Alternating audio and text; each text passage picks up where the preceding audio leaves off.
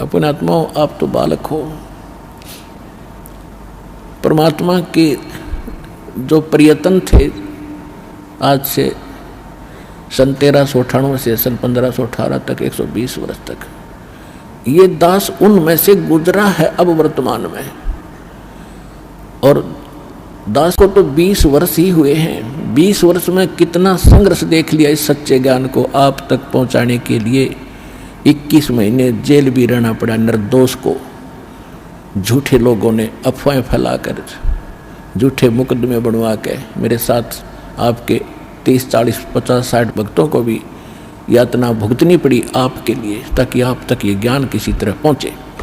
और फिर भी गांव-गांव में, नगर-नगर में जो दास ने प्रचार किया, वहाँ कितना संघर्ष और कितनी यातनाएं झेलनी पड़ी। 20 वर्ष से मैं परिचित हूँ, और जो 120 वर्ष रहे उनके साथ के हुआ था। आपके लिए भटक रहे हैं, वो आपके पिता हैं।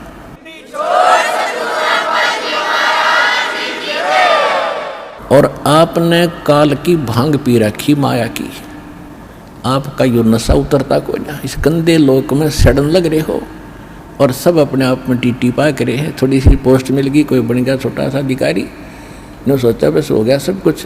अब तो ये तेरी पिछली कमाई है 10, 20, 50 वर्ष की, और फिर आगे अगले में क्या होगा तेरे साथ। फिर पीछे तू पशुआ की जय गद्दा बैल बनाई, ये 56 भोग कहा मन भोरे की, तो कुरडी चढ़ने जाए। आपकी वहाँ बुद्धि नहीं जाती, भगवान की बुद्धि वहाँ जा रही है, आपको समझा रहे हैं। इसको जोर दे, इसके ऊपर कुछ विचार कर, विवेक कर, तेरा भविष्य सुधरेगा। इस जन्म में भी सुख तुझे, परलोक भी सुखी होगा तेरा। आपके लिए भटक रहे हैं भगवान। कबीर ये माया अटपटी, सब गट आन अड़ी, किस किस को समझाऊं या कुएं भांग पड़ी। 21 ब्रह्मांड में यह भांग डाल रखे इस कुएं में। जिसने इसका जल पी रखा, सब एक जैसी भाषा, एक जैसे विचार और एक जैसी गतिविधि रखते हैं।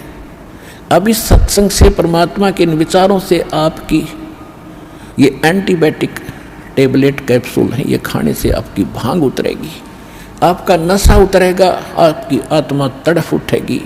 अरे तेरा गजब जुल्म कर रहे हम अपना हित भी नहीं देख रहे, पर हित की तो बात बहुत दूर है।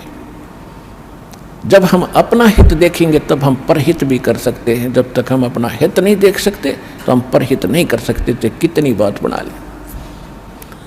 आज आप देख रहे हो, जिन आपके भाई बहनों ने अपना हित देखा कि हम कल्याण करवाएं, अपना भक्ति करें, और उनके घरों में कितना सुख, और फिर वो परहित कर रहे हैं। यहाँ देखो, आप आते हो, आपके लिए बिछे बिछाए मैट मिलते हैं, बनी बनाई रोटियां मिलती हैं, चाय तैयार मिलती है, प्रसाद तैयार मिलता है, हलवा तैयार मिलता है, खीर तैयार मिलता है। ये परमार्थ करना सीखेगा जिसने अपना हित सोच लिया कि मेरा हित इसमें है।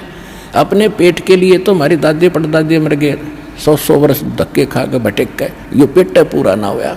और जब हम परमार्थ करेंगे, जब देखना अपना भी हित होगा और पूरे विश्व का भी हित इसी में होगा।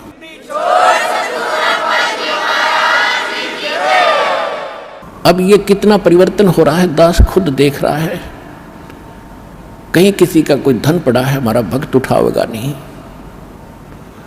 और देख लेता है कि यहाँ किसी और गलत आदमी का हाथ पड़ गया तो वो हानि कर देगा, इसको और नुकसान कराएगा, वो अलग बात है, लेकिन स्वयं प्रयोग नहीं करेगा।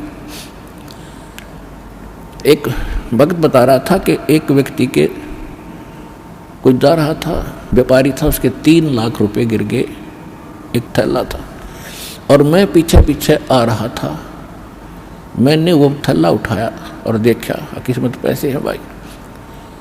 उसको मैं वहीं लेकर खड़ा हो गया, कम 3-4 घंटे में वहीं खड़ा रहा आसपास। और वो आए फिर गाड़ी में, कभी रोके कभी देखे। मैंने उनके पास जाकर कहा, भाई क्या गुम हो गया? जी पैसे गिर गए हमारे। कितने थे भाई? कितने थे? कैसे कैसे नोट थे? कैसे थे? ये थे। अकले आपका 4 घंटे हो गए मैंने आपकी इंतजार करते हैं। और नहीं तो बच्चों, जब भगवान साथ ना होता, देख एक आँख में और कह रहा कि जाकर देखो पीछा।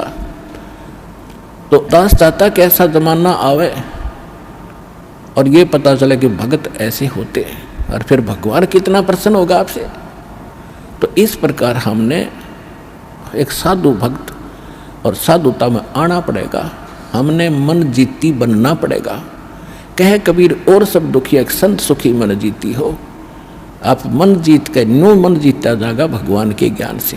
जैसे अज्ञानता में अनजान बालक विष पड़ा हो, चाहे कितना पड़ा हो, पूरा खा जाएगा। और जब उसको पता चल जाएगा विष का एक कण कण भी कहीं गिरा हो और ये पता हो कि ये विष है, उसको छुआ नहीं का, उसको तो मिट्टी में दबाओगा, नीचे कोई और भी ना खा ले। जैसे किरका जहर का रंग होरी हो, कहो कौन तिस खावे राम रंग होरी हो। अब क्या बताना चाहते हो कि तुम होरी माने खुशी मना रहे हो और करो खाओ जहर सारा दिन, दूसरों की बुरी सोचो, बुरी नीत रखो, रिश्वत लेते हो, फलान मिलावट करते हो, और तुम होरी मनाने की भी इंतजार कर रहे हो, खुशी की आशा करते हो। ये ऐसे आपके घर में होरी यानी खुशी नहीं हो सकती।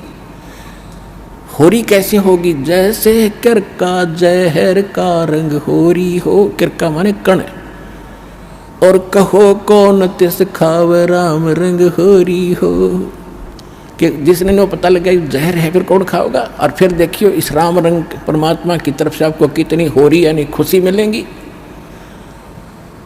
तो फिर हमें ये जहर दिखाई देगा और 100% वैसे हम किसी का दूसरा के में लेते हैं। जैसे हम दहेज लेते हैं, अब गरीब आदमी अपनी बेटी को पढ़ाई करने के लिए सामने वाले उस भेड़िए का मुंह बंद करने के लिए चाहे कुछ भी करना पड़े, बेटी पढ़ाई करनी है, ऐसी समस्या उसके सामने होती है। और वो व्यस खा रहा, उसको पता नहीं, और वो दुख पाकर आत्मा मोस के कहीं से कर्जा उठा कर बेटी पढ़ाई करता है। अब हमने ये प्रतिज्ञा करनी है कि ना दहेज लेंगे ना देंगे, चाहे ब्याह हो चाहे ना हो। और क्यों कैसे ना होगा? वाह भाई वाह, भगवान ने संस्कार जोड़ रखे, उसने मिटा कौन देगा? वो तो जबरदस्ती होगा, ना चाहते हुए भी होगा। ये तो हम बकवाद करते हैं, सिर्फ इन पैसे वालों ने शुरू की थी, मायादारी मस्करों ने। और मीडियम स्तर के गरीब व्यक्ति तो बेमतलब उस परंपरा में पीछे जाते हैं। तो हमने ये नहीं करना है, क्योंकि ये फिर हमने देना पड़ेगा अगले जन्म में। तो हम ये संस्कार घटाएंगे बढ़ाएंगे नहीं। यदि भक्ति करनी है, नहीं तो वे करो जो तुमने कर रहे हो, तारी मौज है।